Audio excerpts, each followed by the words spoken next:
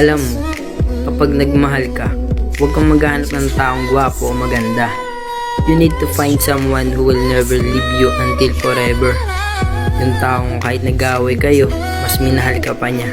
Tandaan mo, mahirap maghanap ng taong nagmamahal ng sobra. Kung andyan na siya, huwag mo nang hayaang mawala pa. Dahil madali man maghanap ng taong nagmamahal, pero hindi lahat nagtatagal.